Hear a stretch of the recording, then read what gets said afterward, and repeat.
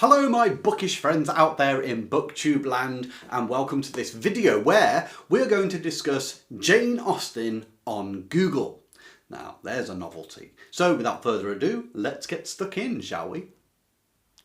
When thinking of a video to record, I thought to myself, I really fancy doing something light-hearted and whimsical. And so the idea occurred to me to do one of those what does the Google search bar sort of spell out for you when you start searching Jane Austen.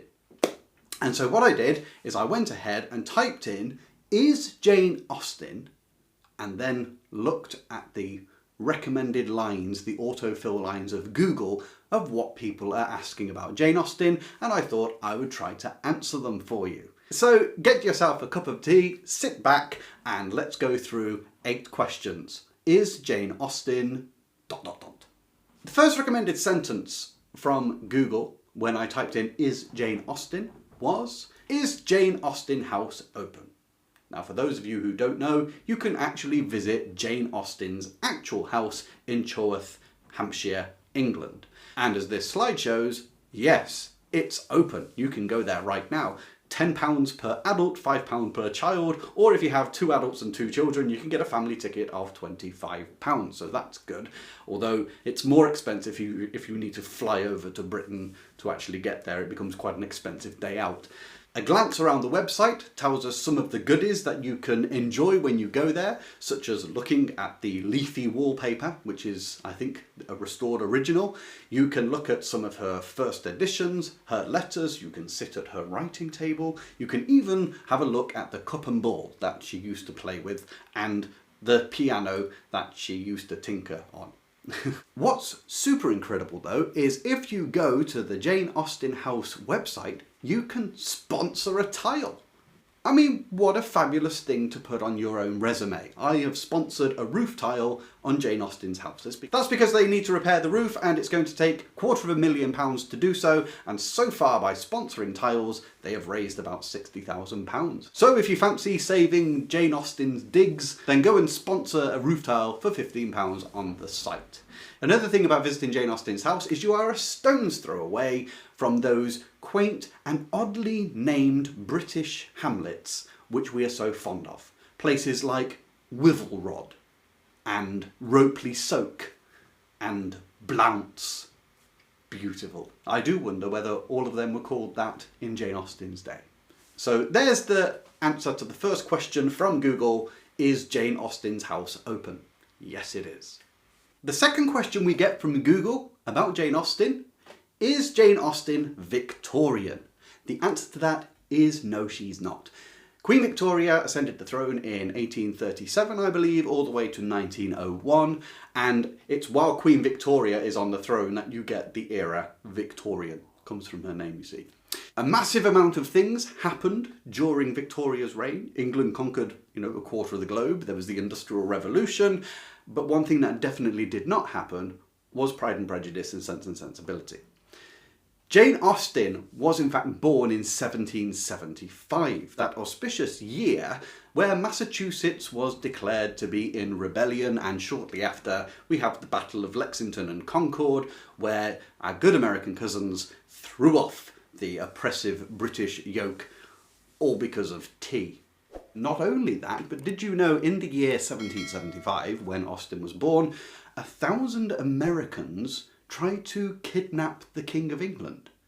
I mean, get your hands off. If you want your own king, get one yourself. I mean, you only need a bit of nice robes and a circle of gold and you've got one.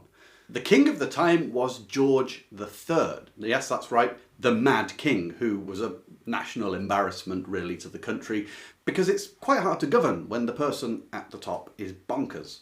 Jane Austen would die in the year 1817, so to put that in some context, the Napoleonic Wars are over.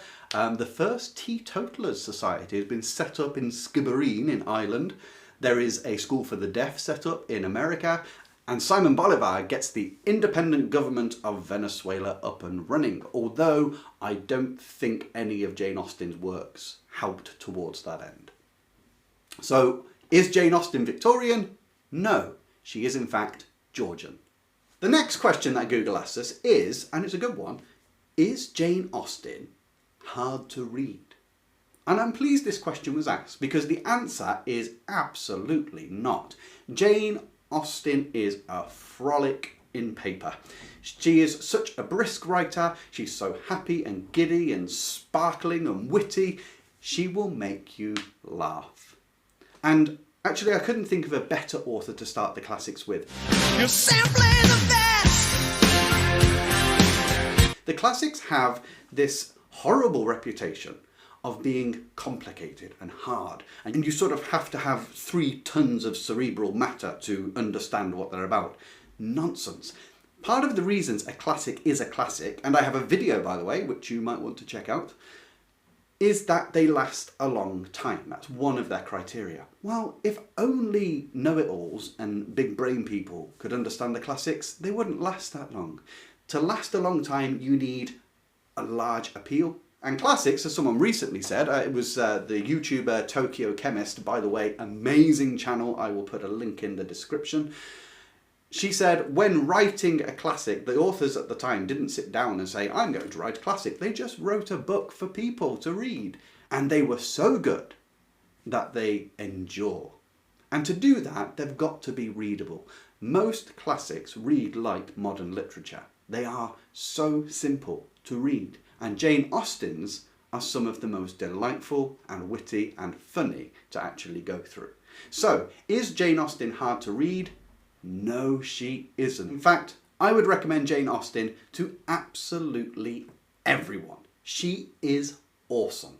Better than all the rest. Hit the like button if you agree that Jane Austen is awesome. Google then asks, is Jane Austen Regency? And I guess by that it means, is Jane Austen living in the Regency period? The answer to that is yes, she is. But hang on a minute, some of you may say, you just said she was Georgian. Well, because King George III, as we said, was crackers and spent most of the time in his padded cell, the government installed his son, the later King George IV, to rule in his stead, to be the figurehead of state while his dad was going about dribbling and drooling everywhere. When you have a son ruling in the stead of a king, it's called a regent. And so the period is called the Regency because it came underneath George IV before he was king, and it included his ascension to the throne a bit later. And all of that is called the Regency period. I've got a video on it, just a very quick overview of the Regency period in the time of Jane Austen. You might really enjoy that. And it's at that time that Jane Austen wrote her works. It's at that time you think of all the finery of dress, the elegance of dress, the pinnacle of manners, and the strict order of society, from the aristocracy down to the lowest level and the rising of the middle class. So that was the Regency period, and yes, Jane Austen is Regency. Our next question, is Jane Austen a romantic author? The answer to that is yes, she is. Romanticism is a broad movement in the idea of the arts and in society in general, and it drags into its scope not just literature and poetry, but it also brings in sculpting and painting and music.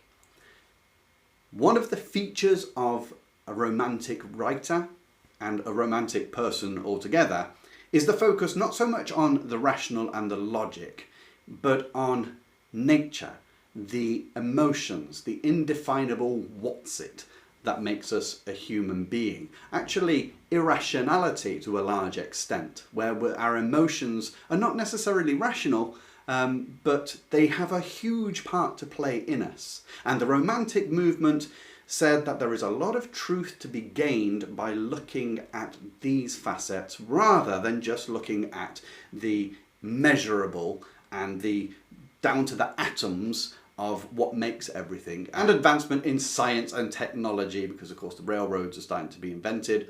I will do a video on romanticism at a later date, but I will say that Jane Austen was a romantic authoress. You can tell, you just have to look at a lot of her, just read her books. The amount she references to nature, to the emotions, there's not anything focused necessarily on the rational. In fact, she focuses a lot on the irrational, and she lampoons a lot of the institutions. She was most definitely a romantic writer. What Google asks us next is a knotty one. Is Jane Austen a feminist writer? Now that is a hard question to answer, and to be honest, there are three camps that you can fall into. No, she isn't. Yes, she is. And I'm pretty much indifferent. I just like her books.